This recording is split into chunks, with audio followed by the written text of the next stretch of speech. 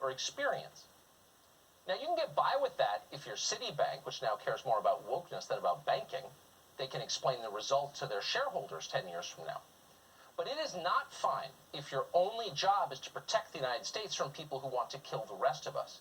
That is the worst kind of dereliction of duty. Yet it's happening right now on an enormous scale. Just this week, the Biden administration announced that the Pentagon will pay for gender reassignment surgery for active duty personnel. How do sex changes in the military make this country safer? That's not a trick question. It's not another volley in the culture war. It's the only question that matters, literally the only question that matters. But no one bothered to ask it, probably because no one can remember why the U.S. military exists. Here's a reminder. The U.S. military exists to fight and win wars. That's its only purpose. The U.S. military is not an NGO. It is not a vehicle for achieving equity. It's not a social experiment. It's definitely not an employment agency. Nobody has a God-given right to work in the military. No one does, and that includes all of us. If you ever hear this show whine that Delta Force is discriminating against paunchy 51-year-old cable news hosts, you'll know that we have lost the thread, because it's not about us. It's about the country. Making people feel valued and included is a good thing. It is not the point of the U.S. military. It cannot be the point of the U.S. military, or else we're done. Now, that used to be obvious. The military was the purest meritocracy that we had. If you get a minute, go back and listen to some of the speeches that Colin Powell used to give about his experience in the U.S. Army. The military was willing to judge Colin Powell purely on his talents, something that few would do at the time.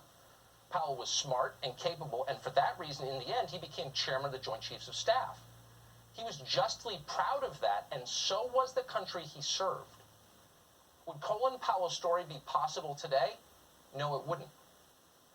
Joe Biden has put a man called Lloyd Austin in charge of the Pentagon. Biden plucked Austin from the cynical world of private equity, but you're not supposed to notice that. You're supposed to notice only that Lloyd Austin is black. The real headline, however, is that Lloyd Austin is the second defense secretary in a row to have been on the payroll of Raytheon, the massive defense contractor. If you saw something like that happen in a Central American country, you would call it corruption, and you would be right. For centuries, our military has been self-consciously nonpartisan. In a democracy, it has to be that way. The military has to be nonpartisan. No country can survive if its armed forces become a tool of a specific political party. We know that because it happens all the time, all over the world, and the consequences are always horrifying. It has never happened here. But Lloyd Austin is openly political. In his first days on the job, Austin made the entire armed services submit to a kind of political purity test. Anyone who had views that Lloyd Austin found, quote, extreme, had to leave. The rest of us watched as this happened. We saw it. Once again, no one said anything.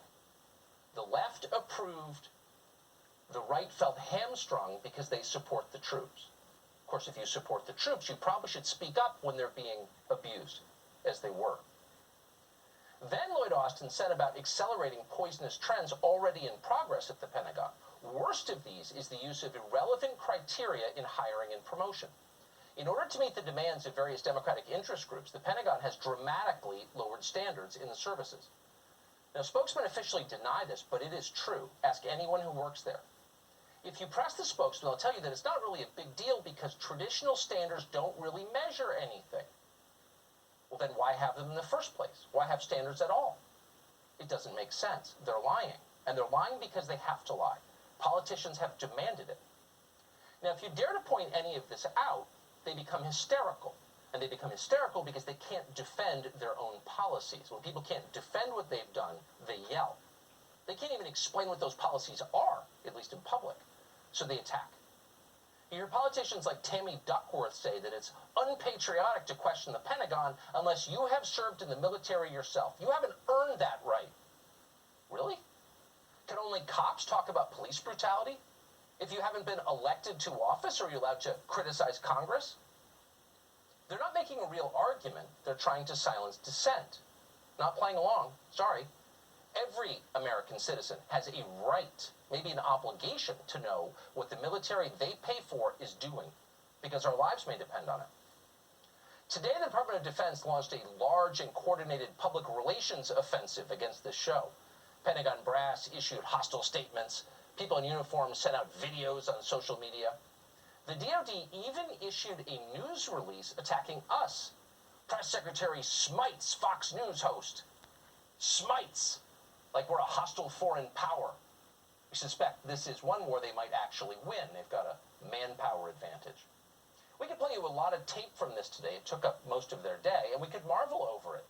Since when does the Pentagon declare war on a domestic news operation?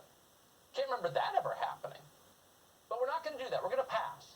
Because this is bigger than a feud with some flack at the Pentagon. This is genuinely worrisome. The Department of Defense has never been more aggressively or openly political. Tonight, there are 2,500 American troops stationed in Afghanistan, and they remain there to prevent the fall of Kabul to extremists.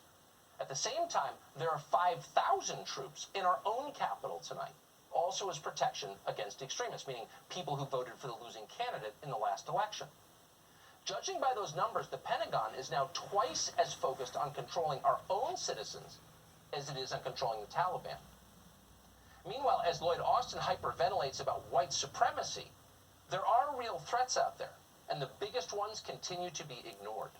Those threats are not Syria, they're not suburban Virginia, they're not domestic extremism, at least right now. The main threat that we face, and everyone who is honest knows this, is the government of China. China is ascendant. Their economy will soon outpace ours. China now has the largest navy on the planet. Why do they have that? Why did they feel the need to build it? Does that have potential consequences for us? Yes. If China moved against Taiwan, how exactly would we respond? More likely, if the Chinese decide to close international shipping lanes, it would cripple our economy. If they decide to shut down our internet, it would bring our life to a halt. If they decided to occupy Malaysia, that would be a grave concern to the world. If any of these things happen, or 100 other things that might happen, what exactly would our Pentagon do about it? Can the U.S. military still win a real war? Those are the questions that matter. Those are the only questions that matter, which may be why Joe Biden wants to talk about maternity flight suits. Joining us now is someone who has spent a lot of his life in or around the U.S. military, retired Lieutenant Colonel Oliver North. He's the author of Veterans Lament. Is this the America our heroes fought for? He joins us tonight. Colonel, thanks so much for coming on. Good to be with you. You got to wonder, I thought of you this morning, and of people like you, some of them relatives of mine, what you must think watching the leadership, in some cases civilian leadership, but also the uniform leadership, at the Pentagon turn so starkly political. What effect is that going to have? Well, you know, they're trying to send you a message. It's time you woke up, in the full meaning of that in our modern jargon. The reality of it is that they're outraged at you for playing the president's comments at the Pentagon.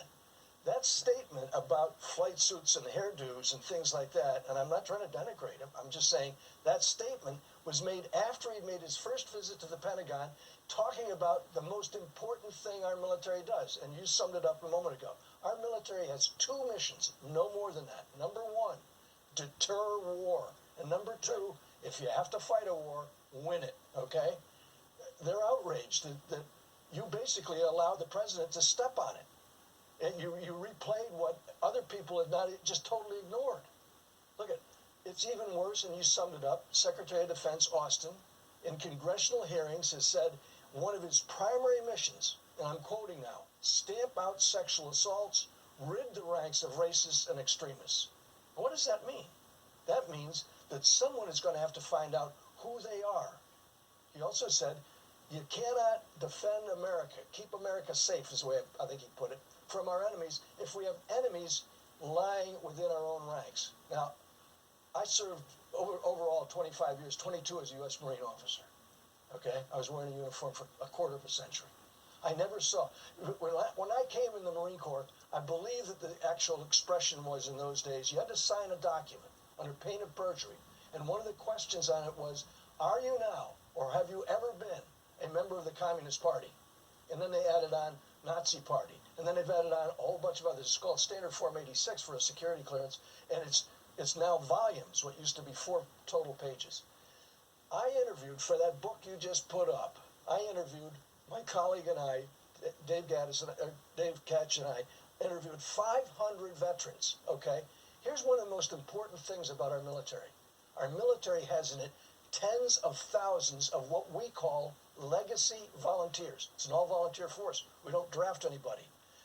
I'll give you an example. My dad was a World War II hero. He's the first hero I ever knew. I've kept company with heroes most of my life. My brothers and I all served in uniform. Why? Not because Dad said we had to. Dad said you want to, and that's why we all served. All of us in combat. My brothers and I. Now I look at those kinds of things and say to myself, and we've gone back and asked this question now. The expression "I've got your back" is one you see played out in the movies. Or I'm covering your 6. I've got your back are 4 very important words. They're not a sentiment. They're a pledge. That pledge goes up and it goes down. It goes to the guy standing beside you who's carrying a real AR weapon, not ones that they voted in the House of Representatives today about. The bottom line of it is that loyalty pledge goes all the way to the top. Does this president have the backs of those guys who volunteered to come in the service? I don't think so. This witch hunt that's now underway. 1.5 million man days lost from readiness and preparing to deal with the number one adversary that we've got on the planet Earth, the Communist Chinese and Xi Jinping. Yeah. It's all, you put it so clearly, and I think it's clear to everyone who's paying attention except to the people in charge, which is terrifying. Colonel North, I appreciate your coming on tonight. It's great to see you. Thank you. Semper Fi, buddy. Amen. Well, some high schools are now forcing students to